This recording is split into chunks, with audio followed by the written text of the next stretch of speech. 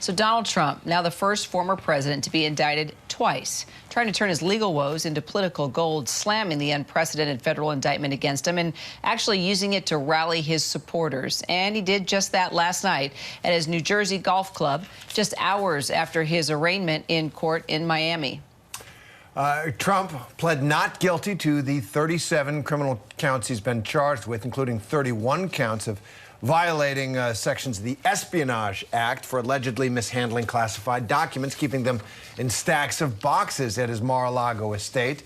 Attorney General Merrick Garland spoke earlier at a meeting of top law enforcement officials, and he addressed the indictment for the first time since it's come down, saying he trusts special counsel Jack Smith.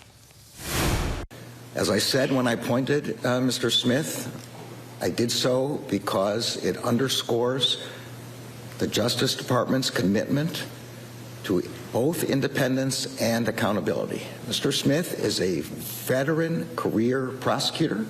He has assembled a group of experienced and talented prosecutors and agents who share his commitment to integrity and the rule of law.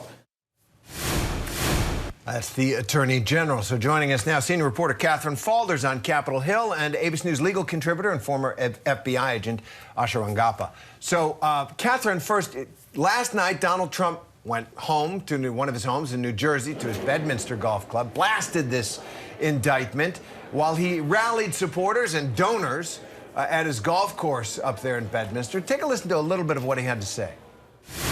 Today we witnessed the most evil and heinous abuse of power in the history of our country. On November 5th, 2024, justice will be done. We will take back our country and we will make America great again. So, Katherine, make America great again is apparently the Trump campaign there. But what we heard really was his fury at this indictment, understandably, given that he's looking at very serious prison time if convicted, but also that he wants to make it about him, this campaign. How do you think that's going down with Republicans who've supported him? Has this indictment given any pause to the people who have really been so strong for him all these years?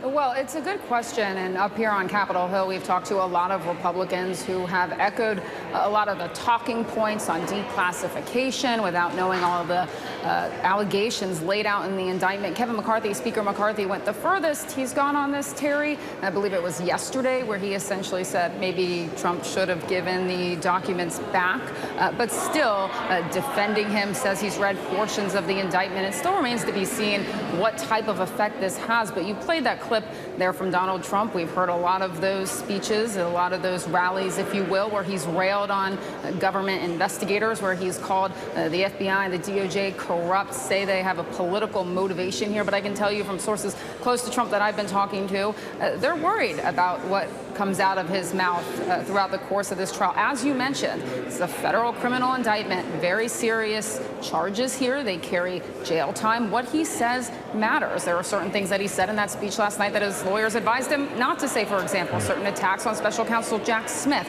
So watching this and his behavior moving forward as it relates to that, and then how Republicans react to it on the Hill, I think will shift over time, but it would be kind of a fascinating dynamic to watch, especially as there are still additional ongoing investigations that we don't know the conclusion of yet, or whether or not there will be charges in those. And Asha, as we well know, Trump talks when he wants to talk, and he talks about whatever he wants the way he wants to talk about it. So he is talking about this case in public, clearly. Is that dangerous for him politically, or is that what works for him? It's very dangerous for him legally. This is why we have a right to remain silent, because when he says things, they can be used. Jack Smith and his team are no doubt watching everything he says to use against him in a court of law. Now, the question is, what is his legal strategy? He's undermining his own legal defenses, but it does seem that what he wants to do is to cast doubt on the entire investigation so that whatever outcome it produces is undermined and called into question. And we've seen him do this before with other processes like the 2020 election. The other strategy, it seems like, is to perhaps win the presidency again. And that would put us into uncharted territory because then he would have many of the, or all of the privileges and immunities of that office, which would allow him to engage in levers of power against the very Justice Department that is prosecuting him now.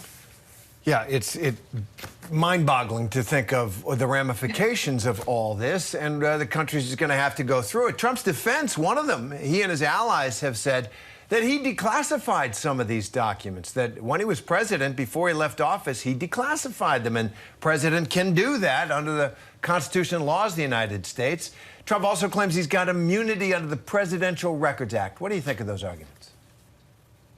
Well, on the declassification, it's notable that he's never actually asserted that in any court documents. And the indictment also cites an audio tape of Trump's own words, indicating that he knows that he had classified information in his possession and that he hadn't declassified them. But in any case, the classification status here would not change the fact that this was national defense information, highly sensitive military secrets, and would still fall under the purview of the Espionage Act. The Presidential Records Act is another stretch. It does not apply here because these are not personal records, and that is what he would be trying to claim there. Katherine, Asha, thank you both so much. Hi, everyone. George Stephanopoulos here. Thanks for checking out the ABC News YouTube channel. If you'd like to get more videos, show highlights, and watch live event coverage, click on the right over here to subscribe to our channel. And don't forget to download the ABC News app for breaking news alerts. Thanks for watching.